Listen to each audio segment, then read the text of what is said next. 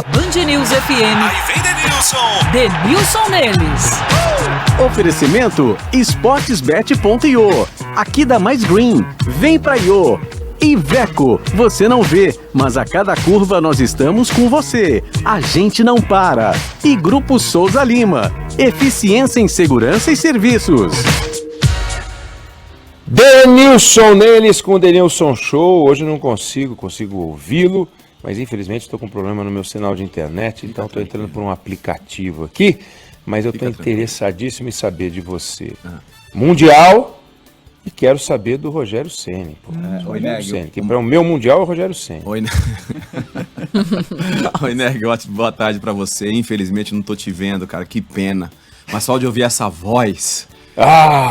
já ganhei o dia. É um sedutor. Boa tarde, meu parceiro, Band News FM, ouvintes do Band News FM, uma ótima tarde, Débora, Fábio. Boa tarde. Começar falando desse Mundial, definido aí a final do Mundial de Clubes, Chelsea e Palmeiras, a tão esperada final. Se a gente falar do que antecedia, né, essa questão do Mundial, todo mundo queria realmente o Chelsea nessa final. E aí deu uma esperança pro torcedor palmeirense e pro brasileiro que gosta de futebol, independentemente do time que torce, quando viu um Chelsea no segundo tempo devastado fisicamente, né? Dando muito espaço pro time adversário, pro Al Hilal, que partiu para cima, que se não fosse o goleiro Kepa, o Chelsea não teria avançado para a final do Mundial. E aí o torcedor nas redes sociais manifestando todo essa confiança em relação a esse segundo tempo da equipe do Chelsea. Eu falo o segundo tempo porque o primeiro tempo foi muito parecido com o que o Palmeiras fez com o Al-Ahly, né, pressionando, jogando no campo do adversário, tendo paciência. O Chelsea fez da mesma forma. Obviamente, quando você passa para a final de uma competição, independentemente se o europeu dá importância ou não, é a marca do clube que está ali, são os jogadores que estão ali dentro de campo, e eles não vão entrar em campo para fazer corpo mole ou, de repente, jogar uma decisão por jogar. Eu acredito muito, né, nesse profissionalismo, não só por parte do Palmeiras, principalmente, mas também do Chelsea. Falo isso porque nas redes sociais estão sendo falado aí, estão divulgando declarações de torcedores do Chelsea, não sei se fingindo ou não, mas até acredito, né, a falta de conhecimento do Palmeiras, desvalorizando o Mundial, que eles ganharam a Champions League e vêm pra cá só pra jogar 2 jogos, ou vão pra lá, nesse caso, pra jogarem 2 jogos só e tal, mas isso é um pensamento do torcedor. E muitas vezes acontece isso aqui também no Brasil. O torcedor tem o direito de opinar e ele não quer saber se o jogador tá recebendo em dia, se não tá recebendo, ele quer ver o time jogando bem e ganhando jogos. E lá na Europa o torcedor não é diferente. Mas, se o Palmeiras jogar e competir, eu tenho falado isso ao longo do Mundial de Clubes, que quando você compete, você tá mais próximo de vencer. Se o Palmeiras conseguir manter aquela regularidade de intensidade que teve no primeiro jogo, pode surpreender, sim, a equipe do Chelsea. O Chelsea, obviamente, lança pelo lado direito Azpilicueta e do lado esquerdo o Alonso, que são 2 jogadores que praticamente viram ali um ponta direita e um ponta esquerda. Então acho que o Palmeiras tem que ter um pouco de intensidade nas costas desses jogadores. Zé Rafael, eu acho que vai repetir o time, tá? Com Zé Rafael e Danilo ali no meio de campo.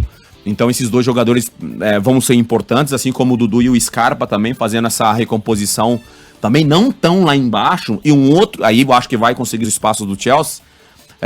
E aí eu até levantei uma questão no jogo aberto ali agora. Eu não sei que ideia que o Abel tem, mas provavelmente o Abel tem um plano. Eu não sei até que ponto seria interessante você assustar o adversário já no começo do jogo. Eu digo isso porque o europeu ele já pensa que eles vão tomar conta do jogo desde o início, como foi nesse jogo contra o Al Hilal.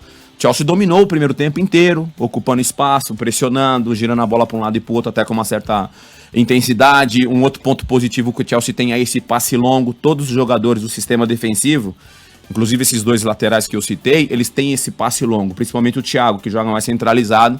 Usou muito isso, só para não esquecer, no último jogo da Seleção Brasileira, achando o Antony aberto, o Rafinha, enfim.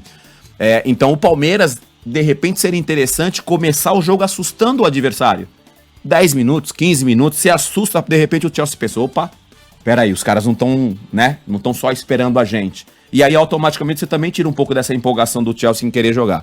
Mas enfim, uma final, tudo pode acontecer, são 2 grandes equipes, o Chelsea não chega no seu melhor momento, e o Palmeiras, na minha opinião, chega no seu melhor momento por tudo que foi feito até chegar a essa decisão. Vindo aqui para São Paulo, ontem o São Paulo entrou em campo, a gente citou aqui algumas situações internas que têm acontecido dentro do São Paulo.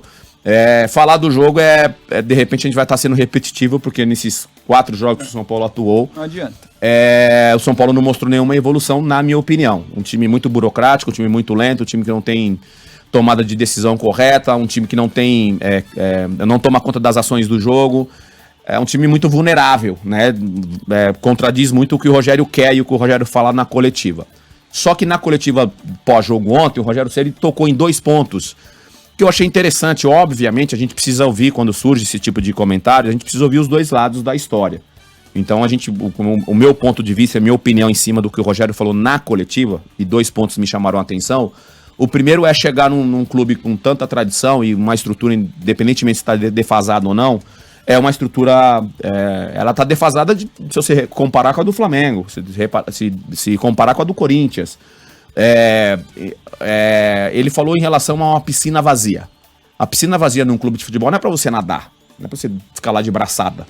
É para você fazer a recuperação dos jogadores que atuaram num dia anterior. Então você usa a piscina para recuperar esses jogadores e também usa a piscina para recuperar os lesionados. Claro. Esse caminho antes de ir para o campo, antes do jogador dar o trote no campo, a corridinha no campo, ele passa por um processo dentro da piscina, de recondicionamento físico, de fortalecimento, de ganhar força. Hoje tem aquelas bicicletas que você usa dentro da piscina para você ir se condicionando, e aí você faz esse caminho para o campo, e aí automaticamente você volta a atuar. Quando ele fala, poxa, cheguei aqui e pedi para encher a piscina. Pô, a piscina estava vazia. Como que a piscina estava vazia? Peraí. Isso é um grande erro de um clube ter a piscina vazia, mas aí cabe a gente ouvir o outro lado. O porquê dessa piscina estar vazia? Eu ouvi dizer que o Crespo não usava a piscina. Não gostava de usar a piscina, por isso que a piscina tá vazia. Tá, mas o Crespo já foi embora tem 4 meses. Enche a piscina. Deixa a piscina pronta para a recuperação dos jogadores. É simples. Então o Rogério tem razão nisso. Tô falando isso porque todo mundo falando do problema de relacionamento que o Rogério tem. Então, se os problemas de relacionamento que o Rogério tem é em cima desse tipo de cobrança, o Rogério Ceni tem razão. Sim. Segundo, para finalizar, jogadores lesionados. Eu fico indignado, segundo o Rogério Ceni, de ver um jogador 15 para as 2 da tarde indo embora depois de uma fisioterapia. Eu, quando eu machucava, tratava 3 períodos. Tem razão o Rogério Ceni. Então, se essa imagem que o Rogério Ceni passa para a imprensa, para nós da imprensa, eu tô falando porque eu também não tô no dia a dia do Rogério Ceni, eu não tô lá, não sei como é que o Rogério Ceni tá com o comportamento dele agora. Eu sei que na minha geração, quando eu atuei com o Rogério Ceni, ele era extremamente profissional e ao longo da carreira dele ele mostrou isso. Ninguém conquista e chega onde ele chegou se você não for comprometido com a tua profissão. Então eu imagino na cabeça do Rogério Ceni, tá sentado ali no refeitório, só pra descrever o refeitório do São Paulo, todo mundo que vai embora passa em frente a uma janela. Então quem tá no refeitório vê todo mundo que chega, todo mundo que vai embora. Então eu imagino o Rogério Ceni sentado almoçando e vendo um jogador machucado há 2, 3 meses indo embora 1h30 da tarde. Então isso mexe com o cara. Aí ele vai na fisioterapia e fala assim, ô fulano de tal, ô ciclano, o Fábio tá indo embora, machucado, ele não tem que ficar pra fazer a recuperação à tarde, sabe? Então isso ele é o chato. Isso gera, obviamente, um desconforto pro fisioterapeuta, pro departamento médico, pro cara que cuida da piscina. Então a gente precisa ouvir a outra parte. É só isso mesmo que o Rogério Ceni falou, ou tem mais coisas aí para que a gente possa também dar a opinião mais abalizada em relação ao que tá acontecendo? Mas pontualmente nesses 2 temas, o Rogério Ceni tem razão. Muito Dito bem. isso, Vai nessa?